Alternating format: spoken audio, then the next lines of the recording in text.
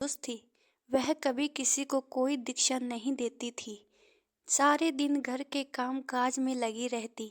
एक समय एक साधु महात्मा बृहस्पतिवार के दिन उसके द्वार पर आ खड़े हुए और भिक्षा मांगने लगे।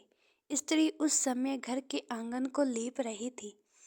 इस कारण साधु महाराज से कहने लगी कि महाराज, इस समय तो मैं घर को लीप रही हूँ, आपको कुछ नहीं दे सकती, फिर किसी अवकाश समय में आना। साधु महात्मा खाली हाथ चले गए। कुछ दिन के पश्चात वही साधु महात्मा आए, उसी तरह भिक्षा मांगी। उस समय साहूकारनी अपने लड़के को भोजन खिला रही थी। कहने लगी, महाराज, मैं क्या करूं?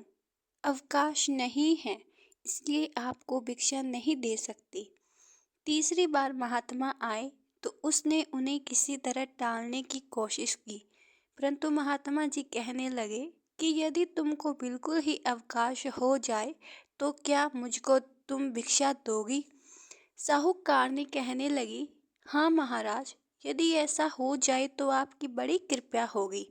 साधु महात्मा जी कहने लगे, अच्छा, मैं एक उपाय बताता हूँ। तुम बृहस्पतिवार को दिन चढ़े उठो और सारे घर में झाड़ू लगाकर कूड़ा एक कोने में इकट्ठा करके रख दो। घर में चौका और गोबर से मत लिपो। फिर स्नान आदि करके घर वालों से कहो कि उस दिन सब हजामत अवश्य बनवाए। रसोई बनाकर चूल्हे के पीछे रख दो, सामने कभी रखो मत। सायंकाल को अंधेरा होने के बाद दीपक जलाओ तथा बृहस्पतिवार को पीले वस्त्र मत धारण करो, न पीले रंग की चीजों का भोजन करो। यदि ऐसा करोगे तो तुमको घर का कोई काम नहीं करना पड़ेगा। साहूकारनी ने ऐसा ही किया। बृहस्पतिवार को दिन चढ़े उठी, झाड़ू लगाकर कूड़े को घर के एक कोने में जमा करके रख दिया। पुरुषों ने हजामत बनवाई, भोजन बनवाकर चूल्हे के पीछे रखा। वह सब बृहस्पतिवार को ऐसा ही करती रही।